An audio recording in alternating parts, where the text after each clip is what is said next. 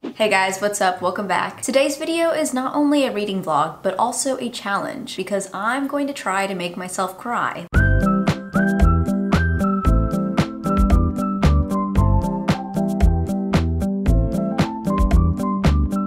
I've never cried reading a book, and I kind of feel like I'm missing out on the experience of connecting to a book in a way that causes one to produce a full-on waterworks display. I would call myself a pretty empathetic person. Some may have even called me sensitive when I was younger. Wouldn't be my choice of words, but okay. I don't know, maybe my childhood trauma changed me more than I thought it did. Or maybe I'm not reading the right types of books. But I believe that if any book can make me feel something, it would be A Little Life. Come on, there's literally a man crying on the cover here. And that is not a, oh shit, I dropped my phone down the gutter type of cry. That is a my whole life is ruined type of crying a river sob. Nearly every person I've heard that has read this has said that they've cried while reading it and described it as the saddest book they've ever read. As always, this reading vlog is going to be spoiler free, so if you don't want to put yourself through an emotional roller coaster, let me do that for you instead. And I'll share my thoughts and my opinions throughout the journey. Alright, first things first, we have to actually go buy the book, so let's make a quick trip to Barnes & Noble.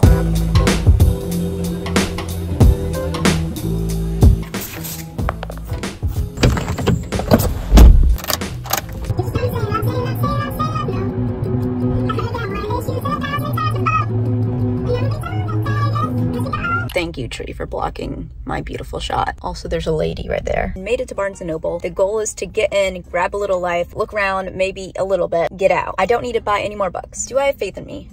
No. So I need you guys to have faith in me. Hopefully they have the book, or we'd have to resort to plan B.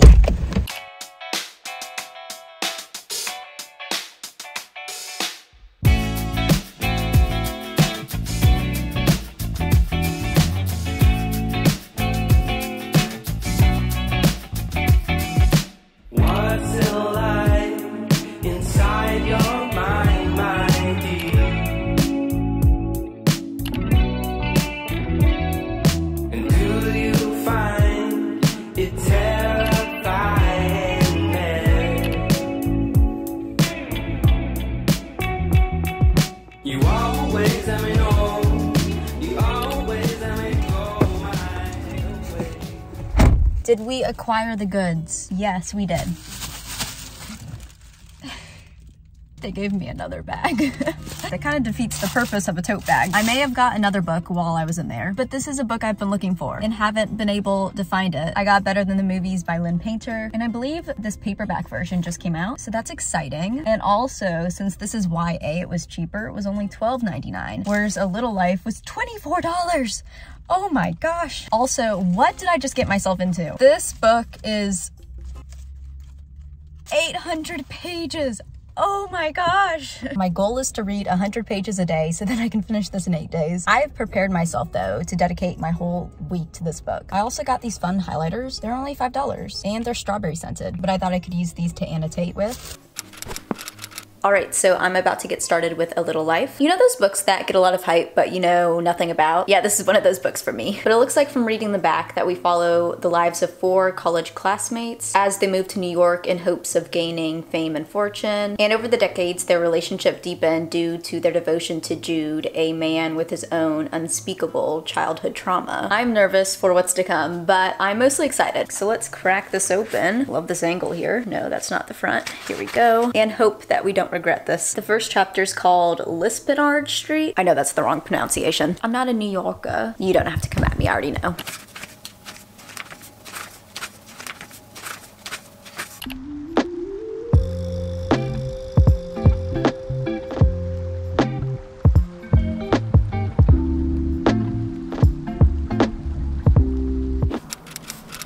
It is the next day and I'm about to continue reading A Little Life, but before that I thought I'd give you all a little update. See what I did there? A little life, a little update. Am I the only one that finds that funny? Yesterday I ended up reading 100 pages, which is good because that means I'm on track to finishing this mammoth in 8 days. And surprisingly, I'm really enjoying this book so far. I heard that the first 100 pages are kind of slow as the character development is taking place, but I'm enjoying the journey. So the novel starts off with 2 of the 4 friends moving apartments, and through the move right away we get to see the characters' living situation and lifestyle. And then over the next 100 pages or so, we get to know the characters individually more and more about their backgrounds. Except we still don't know much about Jude. Oh, my bookmark.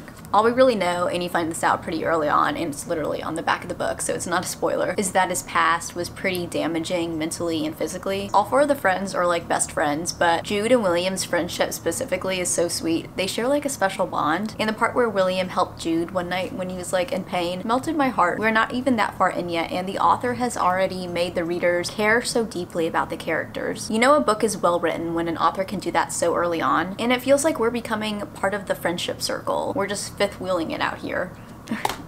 Not my bookmark falling out. Nothing super sad has happened yet. Yes, we do learn about some sorrowful instances in the character's past, but nothing tear-worthy yet. It's kind of a funny coincidence that this book and my last book both take place in New York and explore how the city is so unique and almost like its own world in a way. It makes me want to go back to New York. Let's continue our reading. Part 2 is called The Postman. Okay, I spoke too soon earlier. We are now getting to know Jude a little bit more. Also, what's unique about this book is that there's never actually any years or dates mentioned. So a new chapter may start and it may jump to a few years later, but you don't actually know that until the characters start to mention things that happened a few years ago that you realized you just read about. So although we follow the characters linearly, it doesn't always feel that way. Not only because of them describing stuff that has happened in previous years, but they've also been alluding to a lot of things that may or may not, I don't know, yet happen in the future. But currently Jude is describing a time when he was tutoring this kid, and I found this line so sad. Here, let me read it to you. He couldn't remember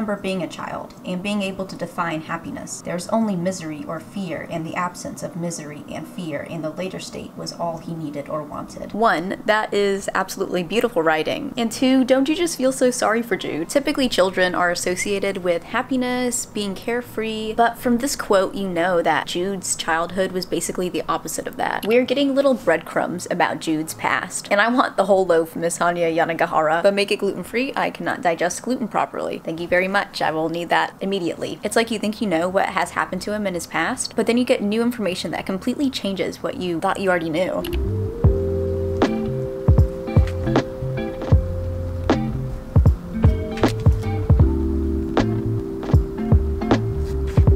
Hi vlog. So it is a couple days later. I actually just finished filming. Here's the aftermath. This was for the book haul segment of my recent book shopping video, which I hopefully will finish editing this weekend and then get up for y'all on Monday. So that should be the video before this video. Anyways, of course I'm gonna update you all on A Little Life. My book's actually over there. I need to go get it. I first need to put these books away, and I thought we could do a little time lapse. Thought that would be cute. Here we go.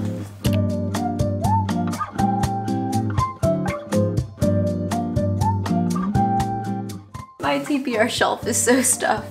Wait, I have this book too.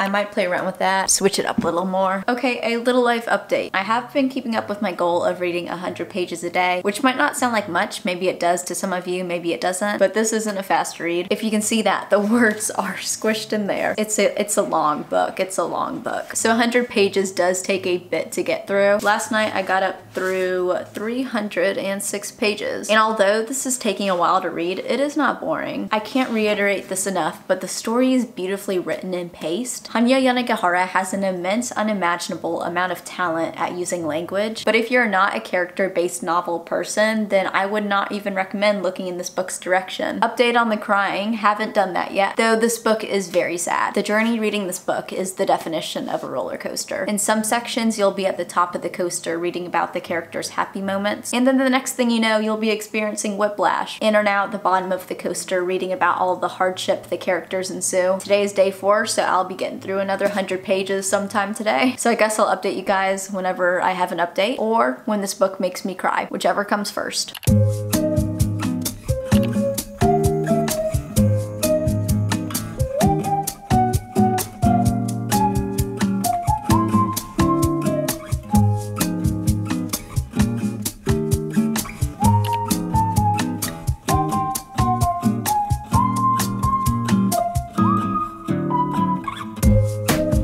Hi vlog. I want to update you guys. I am 700 pages in and I feel like we have entered the period of the calm before the storm. Ignore the vacuum. The characters' lives have almost gotten too happy in a way. Like how I was saying earlier, throughout the whole book, the characters have been up and down. But now I feel like we have reached that final peak before the descent. Shit hits the fan, whatever you want to call it. And we are absolutely wrecked. I don't know how they're gonna do it. I have like a few ideas, which I hope don't come true. I've heard that like the final 100 pages are really sad, so I feel like I need to prepare myself before diving into this final part.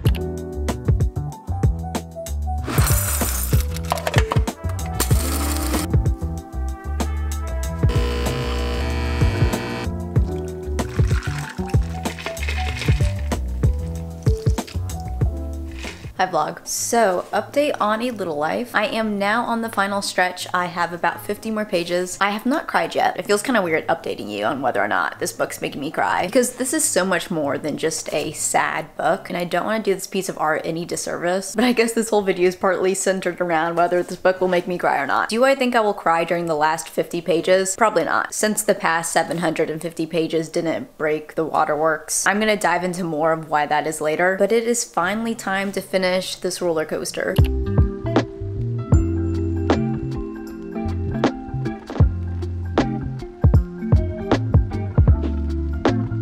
Maybe this is why I shouldn't wear my glasses when I film. But I feel like this book is an intellectual book, and I'm just trying to match the vibe. 8 days later, and I finished A Little Life. I didn't cry reading it, but I can certainly see how nearly everyone else does, because this is a heavy, at times traumatizing book, which I would not recommend lightly to someone without knowing that person's background. I'm fairly certain why I didn't cry, because going into it, I kind of imagined the worst things possible that could be in this book, and I wasn't far from the truth. So although the author did build a strong emotional connection between the characters and the readers, and obviously reading everything that they went through was very sad, I didn't really have that initial shock factor. With all that being said, this book is still a 5-star read for me and will certainly be one of my favorite reads of the year. Hanya Yanagihara has more talent in her pinky finger than I will ever have in my entire life, but I want to strongly urge anyone thinking about picking this up to look up trigger warnings. I seriously think there should be like a hazard warning sign on the cover or something that alerts the readers that this is not for everyone and could possibly be your downfall. If you have any type of trigger, more likely than not it will be in this book and be described in extreme detail. Some parts hit a little too close to home for me. I think what one takes away from reading this will vary drastically person by person, but one thing that really stuck with me was how trauma not only affects the person dealing with it, but also the people around them. I also really enjoyed how the author highlighted realistic turbulence in friendship. I feel like a lot of books touch on friendship, but it always seems so surface level, whereas this book is like, yeah,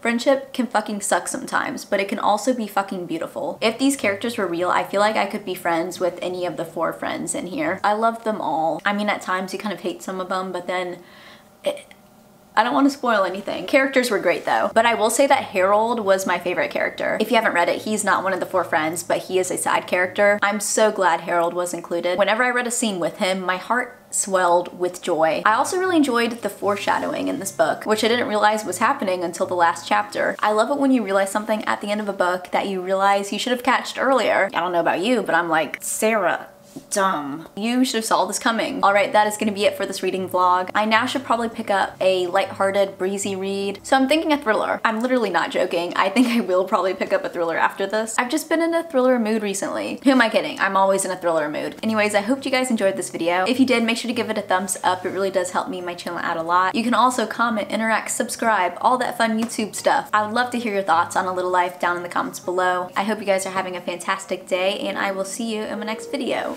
Bye.